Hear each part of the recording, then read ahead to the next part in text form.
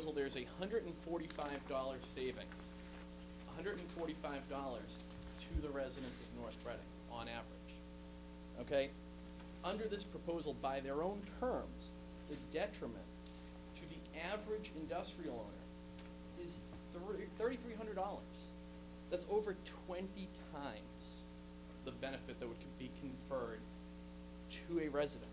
Okay? The commercial owner, almost $1,800.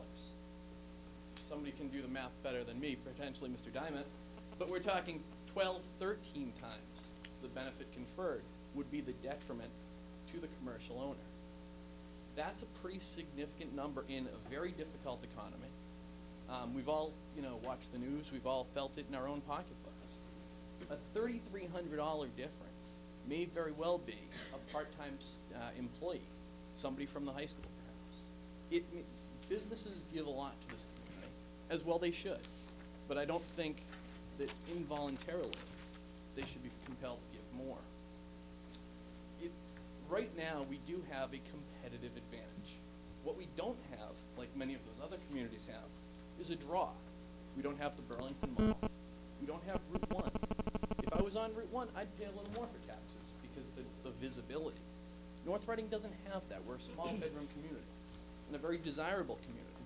But to be compared to Peabody, Lynn, Saugus, Woburn, Burlington, I don't think is an accurate or fair comparison.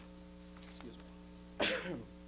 Bottom line is, with a $1,700 or $3,300 hit to business, businesses may choose to go elsewhere. If they do, ultimately that will hurt commercial property values, which will then put a much larger burden on the residential owner. For the $133,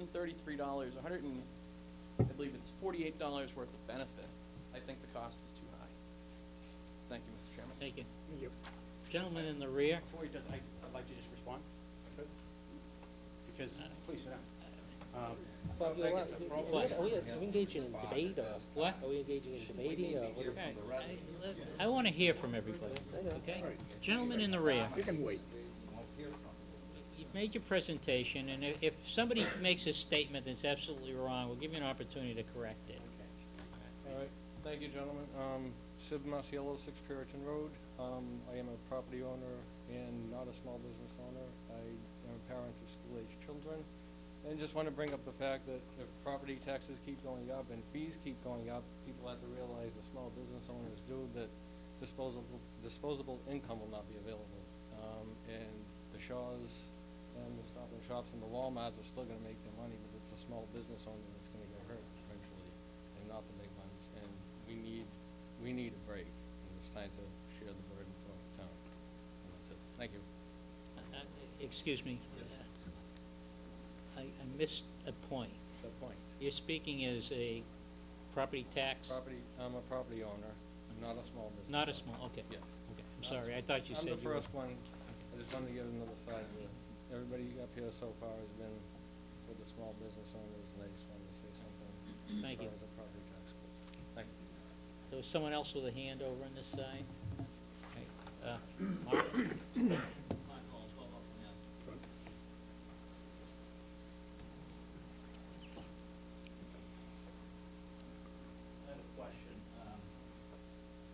How does it affect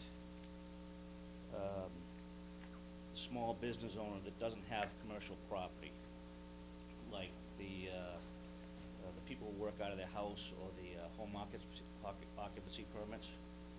Anyone answer that? It'd be under the personal property. It would be their personal property bill. And would that go up? Equally as a commercial property would go up? If the board decides to shift, It'd be that personal property number. then to a split rate, then the residents save and everything shifts to the commercial, industrial, and personal property. If they're being assessed. What does that represent per, say, landscaper, roughly? How would that affect the landscaper fees? Depends on what they have for personal property within their business. I'm talking about real estate. I'm talking about real estate. The real estate wouldn't change because that's Wouldn't change. residential. But if they have a personal property account, a personal property business. personal property like bobcats and Right. equipment. I'm talking about real estate taxes. Go down. The real estate, if, It's residential, so it go down. Right. But it's not a legitimate, you're asking us, or some people to, or not maybe you, but run a legitimate business and have your business on a commercial property, commercially zoned property, which gives us a disadvantage for doing the right thing. if we're aware that they're running a business out of a residential property, then we should be assessing them for a split residential and commercial. That's what I'm asking, is that gonna happen? If we. We do have-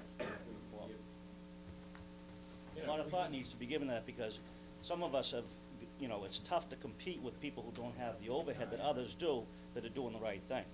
I understand what you're saying. Give us a list. Give us, you guys did a lot of work, do a little more, No, I understand. So, we work hard enough at what we do, we take good care of our properties, Right, but. and we care about the town. But we. This is not even. If I go out during the day and I'm looking for businesses that are operating out of a house, and they're out doing their work, I'm not gonna know that there's a business there. I'm absolutely serious. If you know of people who are operating businesses out of their houses, let us know who they are. Mr. O. Just as a Mr. question, O'Leary. we have a special permit requirement here, so if people want to have a special, operate a business out of their home, they have to go before the zoning board of appeals, get a special permit. Generally, it runs with the property owner, not with the property. Are you saying that those people can be assessed at a higher rate for operating a business out of their home? We can assign a certain amount of value. That's what I mentioned, those 012 to 043 codes are for mixed-use properties. If you're operating, if you have a business and. What are the codes? On the LA 03, 03 and 09? 012 and to 043. It's a small group, Steve, on this. On the LA 4, on this one. Okay, those are for mixed-use properties. We're assessing some value to residential and some to commercial. So we are capturing some. We are capturing a great Ones deal of the that. ones I'm that not have it. sure we're getting it all. It appears that way, yes. But what about the ones who don't? Well, the ones that don't The are chances either always are. in violation of the town's code, right? And therefore, the assessors wouldn't know where they are. It's easy to know where they are if you live in town, Well, I'm not gonna point them out. I'm not gonna argue with you over that. Some of us are doing it right, and you're slapping us for doing it right, Well, with this but proposal. you're talking about a different issue, but I think it's an important one. That, in terms of, an opportunity to provide additional tax revenue to the town in that case. So anything that goes through the zoning board of appeals is communicated with the board of assessors, and it's appropriately captured. Apportioned. Apportioned. So it's those that are running businesses that haven't applied for a special permit, that their neighbors aren't complaining about them, et cetera, and therefore they're not on anybody's books. So But I understand your They're not point. getting taxed equal. My competition is not getting taxed the same as I am. I understand your point. Okay, anyone else with a question out there? Yano has a, I'm sorry, Yana. Yano has a Yana, go ahead, I'm sorry. I just wanted to say that with one tax rate, it really doesn't matter. Gentleman here, Mr. Perkins. Mr. Perkins. Yes, thank you. Mr. Macera, my name is Jim Perkins, 22 Mount Vernon Street. And I was listening to the comments tonight, and I think Mr. Pasquale put his finger on a primary issue, and that is managing the spending.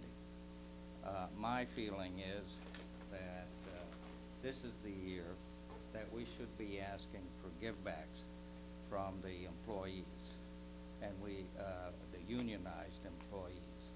This is very common across the country, and United Auto Workers are accepting these givebacks. I don't like to see taxes increased. It's too easy for you guys sitting on the board here to say we need taxes.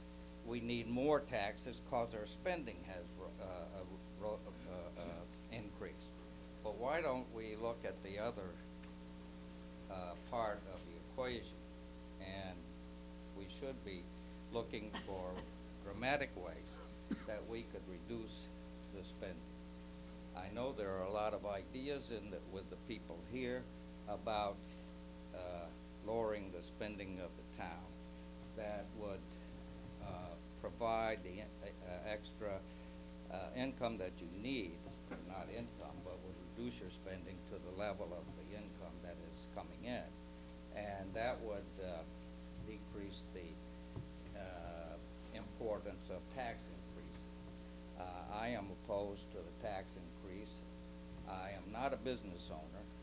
I sold my business a year ago. But I know that when you encounter problems, and as a business owner, I know when your spending is too high, you've got to find ways of improving your efficiency, reducing the cost, which means that you should be examining outsourcing. As a matter of fact, I think some of the ways would be to do like some businesses and see if you can't find other sources or other means of reducing the spending. So that's my reason for opposing the tax increase for the businesses, even though as a resident it would mean a benefit for me. Thank you. Thank you. Anyone who hasn't spoken that would like an opportunity to speak? Mr. Carucci. My wife says behave myself. Okay. We'll hold you to that. I've been in town a few years, probably longer than anybody that's in this room. I'm a small business owner. I also have a home in North Reading. I'm not going to talk about the tax rate to a point. I'm just going to tell you about business. And if you're in a small business and you have employees working for you, which I have 6 full-time employees and 4 part-time, my medical tufts has gone up $200 per employee per quarter this year. And the other thing, I don't know if my wife's going to like me saying this, but the other thing being is I work on a line of credit. I need a line of credit in my business to start out with in the fall. This year I had a hard time getting one. So what I had to do was put my house up in order to get the line of credit, which normally years ago you didn't have to do that. That's the hard part of being in business, especially small business. The other thing is maybe I should go to Middleton like Mr. Frisco.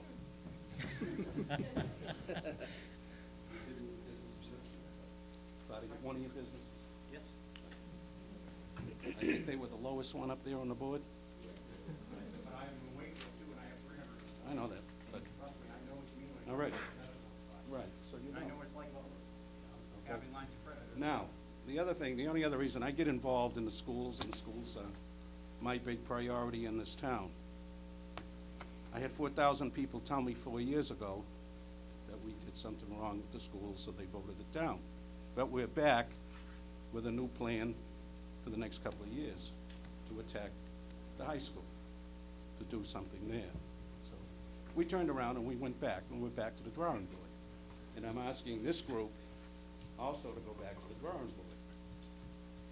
The other opportunity the town of North Reading is going to miss, I don't know if I'll be around, is that in a few more years, out on 93, they're going to build a new exchange out there between Concord Street and 495.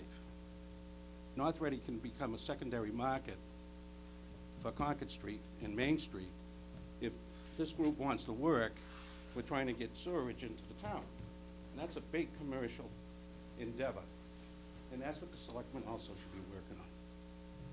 And you know I've preached this before about the sewerage in the town.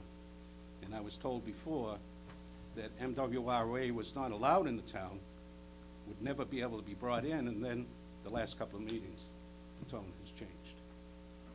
And that's what I have to say. Thank you. Thank you, Chuck. Anyone else that